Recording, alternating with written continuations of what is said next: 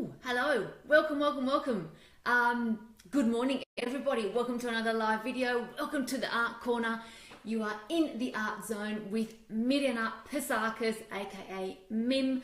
And this morning I actually thought I'd do an impromptu live video. I didn't quite plan it, but I thought, given what happened yesterday, and I had these ideas going on in my head, I thought, hey, this is a really good idea. So I'm coming live to everybody around the world, and I'll say good evening to New York, good morning to Australia, and good super morning to all my Indian wonderful connectors and followers that are connecting with me.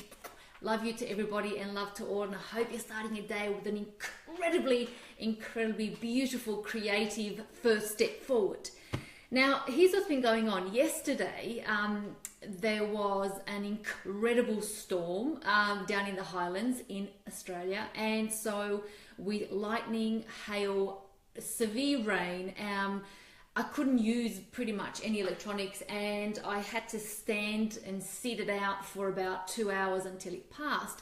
But of course, me being me, I don't like just doing nothing and being idle. I thought, what do people do when it rains? You know, what do children do when it rains? And so in today's Art Corner, it's really all about mum and dad and the grandparents, if you're looking after your grandchildren, what creative ideas you could do, particularly coming up to the school holidays when you have bad weather.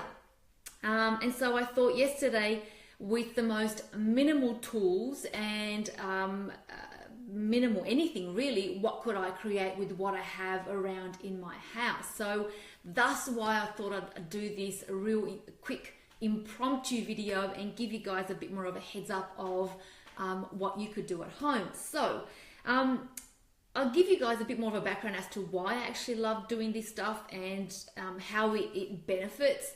And I think this is where a lot of people perhaps miss the point in not doing it. So I'm hoping that I get you guys inspired and ignite a bit more of a spark to actually start doing this with your children, with your grandchildren. For those that obviously don't know much about me, I grew up or spent most of my early younger years in Eastern Europe. So I only came to Australia in 1989, I think. I forgot now, but that was a while back. And so I spent a lot of my time I was raised by three women, incredible women, my grandmother, my great-grandmother, and my great-great-great-grandmother.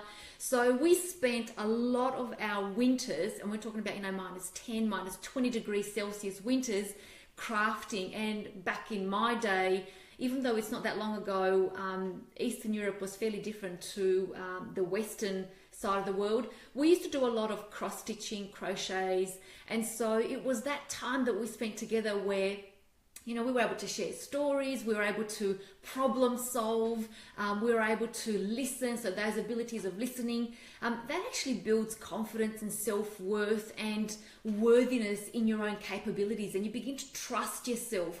And that's why I'm a big believer that art develops an incredibly strong mindset. So the reason, or I guess a little bit of background as to why I'm doing this video, and thus yesterday, of course, being an incredibly bad time, weather, hail, storm, lightning, thunder, when you can't do anything really, there's still these, I believe that you could still do something around the house and keep your children entertained.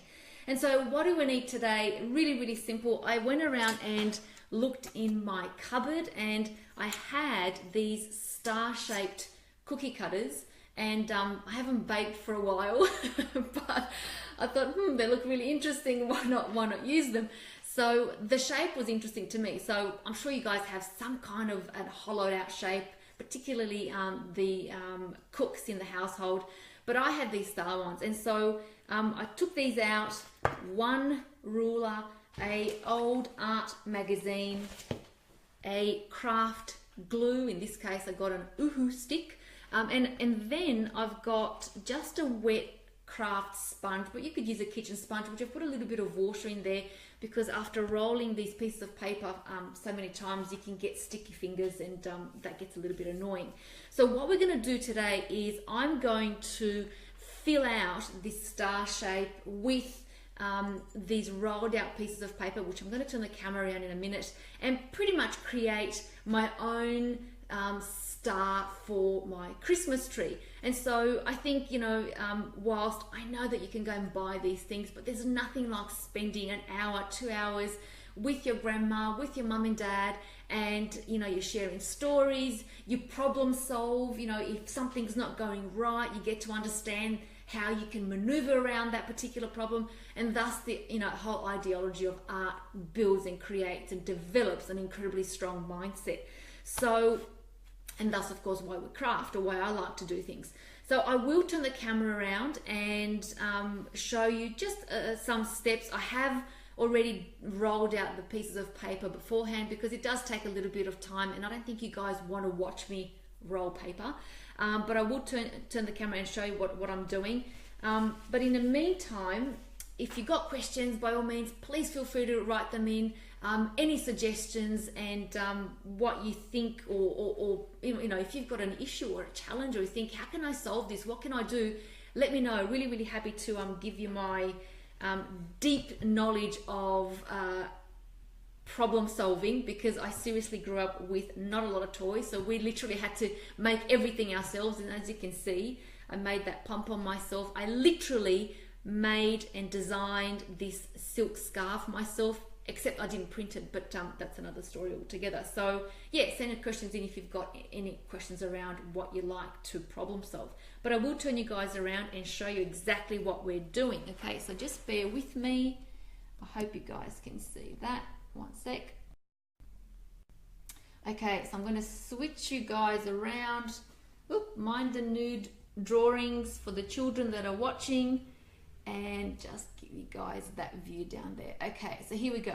So even in this whole exercise, you actually don't even need to have any scissors at all. So again, you know, the whole ideology with this is that you start to talk about, you know, how much to measure, you know, what measurements should we make, what should we make the strips, what color paper should we make. In my instance, I've got this old art magazine, which is incredibly old. I've got stacks of these newspapers. And so I thought, what can I do with paper? And no scissors, by the way. Simply just a stick, a glue stick, sponge to keep my fingers clean, ruler, and some paper. And so when I got the star cookie cutters, what I started looking at is I wanted to fill them out with little cylindrical pieces of paper like this, and then tie a string to it. You can paint it at a later date if you want to, and then hang it on a tree. So the first step that I looked at is I measured the actual depth of the actual cookie cutter, and then I simply created those strips. And so I didn't want to use scissors. I thought, you know, from a safety perspective, let's not use scissors. But I just measured out that depth on my page up here. I lined up my ruler and take out that strip, lift up that piece of paper, and just tear down the side of the ruler. And that's pretty much as simple as it gets. So there's my little strip that I just tore out. Now, as you can see, I've made these little cigar things in advance, or the cylindricals, I should say. Let's not use that word. And so once I made a couple of these strips beforehand. Then I decided to make little cylinders, which, as you know, you can tell that they're fairly tightly rolled, and then the wider cylinders, which aren't as tightly rolled. And so for the wide ones, I used this pen as my guide. And so all I did was I placed a little bit of glue onto the inside of the paper. So I used the pen as the guide, and then I just rolled it onto itself. I then, there's a lot of glue on this pen to begin with. Of course, when you're live, nothing works properly, so bear with me. Okay, so let's just start that one again. So I just rolled it onto itself and then pull it out. Like I said, you're going live, nothing goes according to plan. And then you simply just roll that onto onto itself. Now I then go and put a bit more glue on the inside of it, so that because this paper is high gloss, I just don't want it to unravel, and then continue to roll the cylinder all the way to the end. And then once you reach the end, I'll put a little bit of glue at the end again, and then roll it back onto itself. So I've got a heavy book on the side that I just take that cylinder and put it underneath a heavy book just to keep it tight and doesn't unravel. And so same thing with the little ones as well. Then with the little ones, I actually use my fingers for that. And so I'll hold a really, really, really tight, get a bit of water on the finger, tight grip on the paper. And the minute you begin to actually roll that initial cylinder, just hold it onto itself and then pull it in. Again, you can put a little bit of glue as you're going along so you secure it properly. And yeah, this is pretty much the simple process of making these cylinders. And like I said before, this process of doing crafting with your children, your grandchildren, it really does build an incredible amount of patience. I mean, as you can tell, rolling these cylinders isn't the most quickest thing in the world. And the thing is that the reason why I advocate this ideology of patience and problem solving and ability to trust your own capability is that if something goes wrong, you get to take a step back and think, what happened? And you want to encourage your kids to just not panic and to not be not throw a tantrum that they failed. In actual fact, that's going to then set them up going forward for how they're going to maneuver through life as they're unraveling through their own journey of life and challenges are coming their way. But I will talk about that in a little bit more detail. So once you make these cylinders, now, as I said to you, I've chosen the star shape because that's what I've had in my cupboard. Make sure there's actually 3 sizes. There's the bigger, middle, and the smaller one. I chose to use the small one because, as you would know, the bigger the shape, the more you have to roll of these cylinders. And so I don't think you want to spend 4 hours rolling cylinders. So pick a small shape, just as an FYI. And so I've already begun one here before. I hope you can see that. Yep, there it is there. And so all I did was, through these little cylinders, I began to just fill in the gaps. So I started from the corners and then super glued the remainder in between. Now, a tip that I want to tell everybody, I'm using an incredibly strong super glue here. You might not want to do that with children. You might want to choose something a little bit safer. And the other thing, of course, is don't super glue anything to your metal tin or your cutout. Otherwise, you'll never be able to take this out. So just as a FYI.